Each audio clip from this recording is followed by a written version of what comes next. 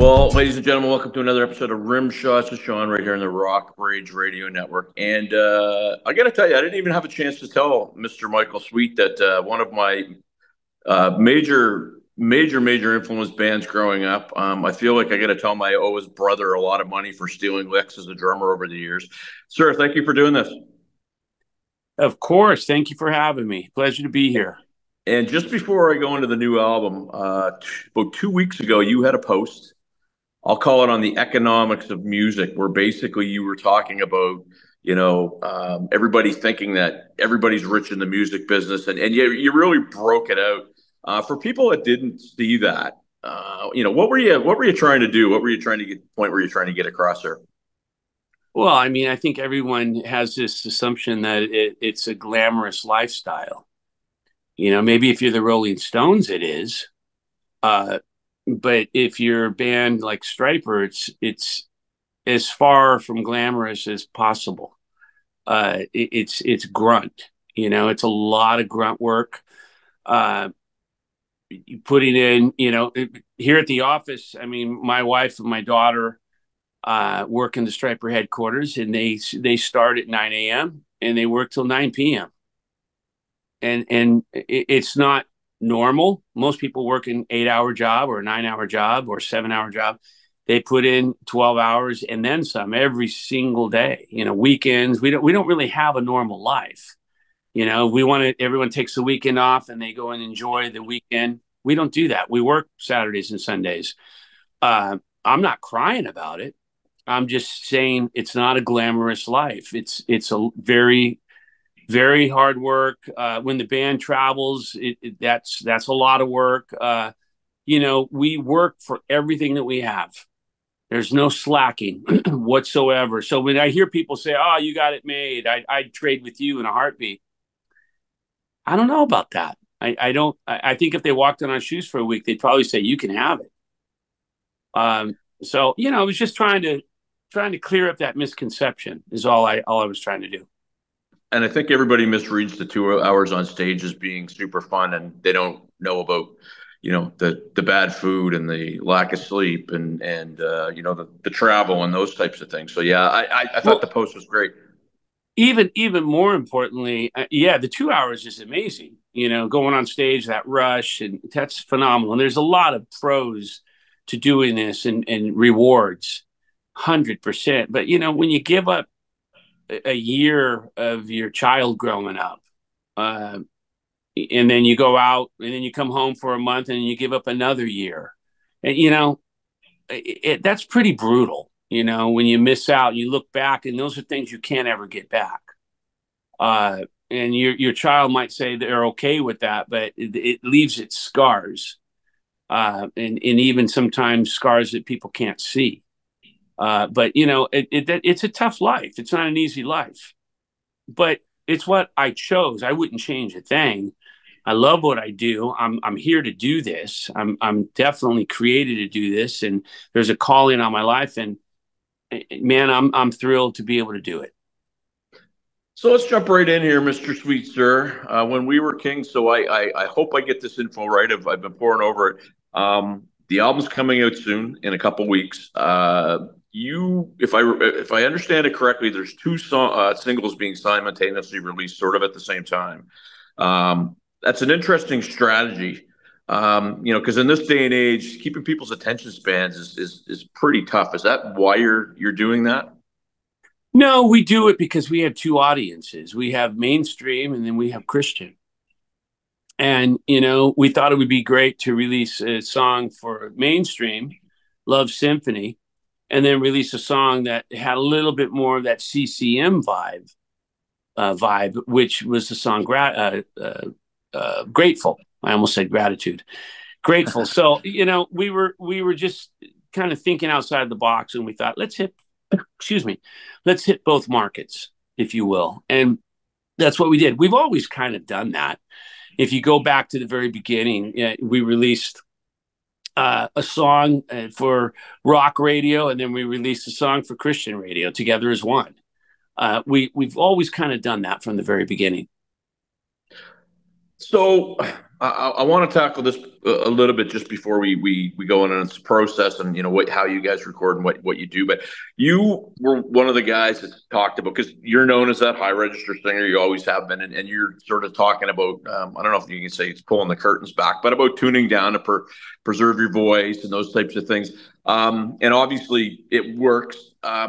Things like tracks, things like tuning down. My personal opinion is it's just the thing that you do. It's not a everybody approaches it like it's this new thing that you got to report on. I'd love to get your 2 cents on that. Well, I mean, tuning down, for some reason, it took me a long time to do it. I probably should have done it a few years ago, or 3 or 4 or 5 years ago. And I came to the realization at rehearsal, it's like, man, I'm kind of just straining overall, and I never really felt that before. And Perry, our bass player, said, "Why don't we just tune down?" I'm like, "Oh, I don't really want to." And he said, "Why not?" And I texted Kip Winger, I texted CJ Snare, and they said, "Yeah, we've been tuning down for years." It gave us. Kip said it gave me another 10, 15, 20 years on my career. So I started searching the internet and realizing Sammy Hagar, all these guys tuned down since from the old days. And then there are guys that tune down a full step or a step and a half even.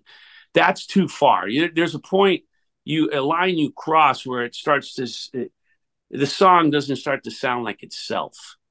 Right. It's hard to recognize because it's so low. But we're a half step down from where we originally tuned. We always tuned to E flat on all the old records, which is, I call it Van Halen tuning, a half step down. We liked it. Now we're a half step down from there. So we're at D tuning. And a lot of people are. We're not the only ones. I mean, I think Motley's been down at D from the very beginning. So, not a big deal. It's really not a big deal. And it definitely made a difference and preserved my voice somewhat. In terms of tracks, we use some tracks. I've always talked about it. Who cares? So freaking tired of hearing about the track thing. It's like these people that talk about you're only good if you don't use tracks. Yeah, well, get on stage and do what we do, and let's see how well you do it. And that applies to musicians. I'm not just talking about the Eddie Trunks of the world. I'm talking about musicians. Come do what we do. So let's see how you make out. We use some tracks to enhance. Who cares? We don't. Everything's live. The vocals are live. The guitar solos are live. Everyone's playing on stage. There's no bass playing that's tracked. There's no drums that are tracked. There's no lead vocals that are tracked. There's no guitars, solos, and whatnot. That's Oz and I play. We're playing live every note. But we add some enhancements, the gung gung, gung gung, gung gung, the little chugs that make it pump a little more, and keyboards. If we got Moog, boom, boom, we add that because we don't have a keyboard player that we're traveling with. Does that mean that we suck? Does that mean that we don't have talent? No. And when people imply that, it's just so stupid, man. So dumb. And it's such an old argument. It's like, Milli Vanilli, that whole thing, totally miming. Yes, of course, that's not cool. We all know that. But, to go up there and use a few enhancements here and there, there's nothing wrong with it. I applaud the bands that do it. Because if I go see a band and they have a bunch of production on a song and then you don't get that live, I'm going to walk out of there scratching my head saying, man, I feel a little gypped. I wanted to hear this and wanted to hear that, and it wasn't there. So I applaud the bands that do it and that do it right. I think it's great. And thanks for that, because I've always contested that it's a skill set that a lot of people don't understand, that not everybody can do it right. I mean, as a drummer myself, and as your brother being a drummer, I mean, to play that click track precise time is a skill set that people don't understand. 100%. And the thing is live, I love Rob playing to a click because we lock in better. Right. We all know where one is without having to look back at Robert. We're running around on stage. Gun, gun, gun, gun, gun. We know where it is. So I prefer it. But, again, this will come out and people say, "Oh, I knew they used tracks." It's like I've always been open about it. Yep. And we only use tracks sparingly, only on certain songs. So I've always talked about it, always. So the new album going to be out in a few weeks. I'd be interested to know your process in recording because you guys are really scrambled all over the country, right? I mean, I have to believe that you're taking advantage of technology in some way. But what is the and without giving out the Colonel's 11 herbs and spices here, what's your process to getting an album done and in the can? I mean, we have a very structured way of doing things. I write the songs within 2 weeks, and as I write them, I send them to the guys. They're listening over that 2 or 3 week period, a week after I'm done writing, usually. And then we are in the studio, 3, 4 weeks tops after I've written everything. We're in there rehearsing the songs as a band live in the same room. We'll rehearse 2 or 3 songs for a day. Then we'll go and spend 2 days recording them, the basics. We'll go back, rehearse, go back, record, go back and forth till it's all done. Then after basics are done, we jump into overdubs, adding all the ear candy overlaying tracks that, intro guitar parts and re-intro and outro and any chugs and any octave parts and just stuff like that. And then we jump in after that. We do the background vocals and then we do the keyboards. And it's just a process that we take until everything's done. And it usually takes about 3 weeks in the studio to get all that done. I come home, I track lead vocals for a couple weeks. Then when I go back and we mix, and then it's done. So if you put it on paper, it's probably about a 6 to 8 week process of recording. And what's the biggest challenge of putting a Stryper album together? Forget about these days, just I guess, and I think I know what you're going to say, but I'll wait for your answer. The biggest challenge always is just putting all the logistics, the details of it together, and making it happen on the calendar and everyone's schedules aligning. And then the biggest challenge is outdoing the last record. That's always the goal, is to make a better record than the last. And we try to do that, whether we accomplish it or not. We try. I really think 100% we accomplished it on this record. I think this record is better than the last, and I think better than everything from No More Hell on. I think it's our best record, and people can laugh at a statement like that, and that's fine. But I really believe that. It's a great record, and I can listen to it all the way through and not skip anything, and then play it again and enjoy it. You guys have an uncanny knack every time you put an album out, whether it's, from 5 years ago, 10 years ago, 30 years ago, regardless of what the time is and what's available for technology, still sounds like Stryper for a number of reasons. One, your voice, but the guitars and just the overall, I guess, package. Is there a formula that you guys have, or you just going in and you write and what comes out, and that's how you do it? Yeah, pretty much what comes out. I mean, there are some thoughts. I try to listen to the fans. I put up, polls and questions and whatnot and say, hey, what do you want to hear? You want to hear more heavy? You want to hear more light? You want to hear this? You want to hear that? And I take that into account before every album. But I mean, at the end of the day, we have to be happy with what we're doing. And, we love the style of Stryper. I mean, we've developed a style. And we love playing that style. It's got little bits and pieces of different bands. You hear a little Van Halen with us. You hear a little Priest with us. You might even hear a little Dio, Sabbath. You might hear a little Maiden. You might hear, you're going to hear all those little things because they were our influences. But we have a very distinct sound. When we come on the radio or you put something on Spotify and we're on a playlist and you hear Stryper, anyone that is a fan can instantly say that's Stryper just from hearing the guitar tone. No question. Not a lot of bands have that or can say that. Stryper can. We're kind of, Boston had that very distinct sound.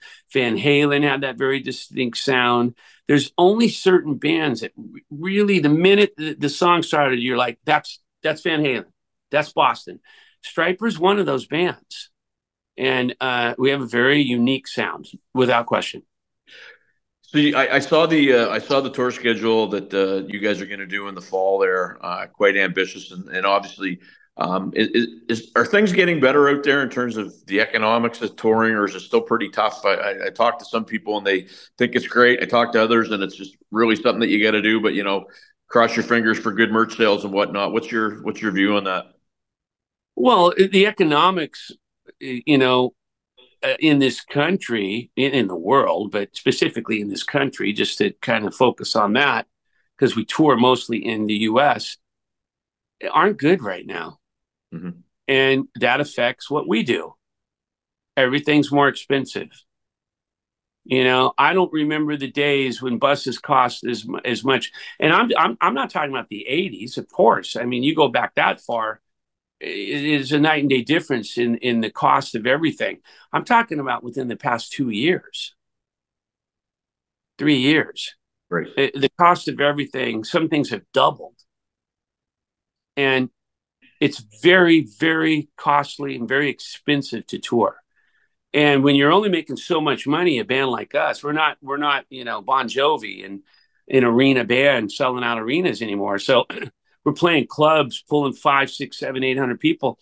And when, you get a 10,000 guarantee or a $15,000 guarantee, and you've already spent 10 or $15,000 and you're in the red, it makes it very difficult to continue touring. And it's not really anything to do with the music business, but it's to do with the U.S. business. The U.S. is in a world of hurt right now, a world of hurt. And why anyone would want to repeat that and continue down that path just makes my head spin in circles. It's like, wow, let's change it. And, Yeah, for sure. I'm not getting political or anything. I'm just saying it's not a good situation at all. So it's very hard. We've felt since the pandemic, and I don't think anything to do with the pandemic many times, sometimes, but many times, most times, nothing to do with the pandemic, just the economy. It's very hard to tour right now. Very hard. So you've done thousands of these interviews. You've talked to all kinds of different publications. I made the joke before we started. I'd do my best that I'd ask you the same question you've been asked 8 million times. To your recollection, is there anything that when you do one of those, you go, I wish I had been asked this because I really want to get my point of view out on this, and I never am? Not really. I mean, I just speak when I'm asked a question. I don't sit and think about what I should or shouldn't say. Right. So call it no filter, whatever you want to call it. I just speak honestly, but I always try to do so with respect. But I try to answer every question from the heart. Boom, here's my answer. Not giving it the typical rock star, ooh, I got to be cautious here and politically correct and be careful. Ooh, I can't say that. Yes, you can. You can say whatever you want to say as long as you do so with respect. And hopefully people will understand that. And that's what I do. I've been asked just about every question, at least I think I have been. I'm sure there'll come a question when, it might throw me for a loop a little bit. I don't know, but I'll still answer it truthfully and honestly. Well, what's the capital of Canada, Michael? Have you been asked that one? Capital of Canada. See, now you're gonna really throw me off. Capital of Canada. Why do I want to say? Oh my word! I want to say something unexpected. It would be a little unexpected for most people that don't know it. It's Ottawa. Yeah, and I'm not kidding you. I played with a guitar player, Dennis Cameron, who's from Ottawa, and Yeah. I was just about to say Ottawa, but I Canada. didn't, and I should have just said it because that's what it was in my mind at first. Yes, Ottawa. Can't I hold knew any that grudge. subconsciously. And last question just before we go. Obviously, Mr. Fox is feeling well and he's out there ready to do things. He's feeling a lot better, feeling very well at the moment. So it's amazing, And yeah, as far as we know, everything's a go. and we're moving forward. We're getting ready to start a tour, rehearsals in a couple of weeks. And we got a lot of work. I got a lot of stuff to do. I'm going to shoot a video today, and I got to go into the studio and then get back here and rehearse for a week and try to just get ready and dot my I's and cross my T's, you know? Awesome. New album is When We Were Kings, and I'm going to suggest We Are Kings. Not you guys still get a lot of road to hoe there. So best of luck with the tour. I really want to thank you for doing this. Without sounding too fanny, big bucket list thing for me. I've been listening to your little old band up here in Halifax, Nova Scotia since about 1984, if you can believe that. So Wow. Amazing. Amazing. And thank you for listening, man. Without you, we wouldn't be here. I wouldn't be sitting here talking to you. So we're grateful. We're blessed, and to have fans like you worldwide. And, hopefully we're going to get to Canada soon enough, and do some touring up there. A1. Peace, brother. Thank you so much. Okay, buddy. Have a good one. God bless. God bless.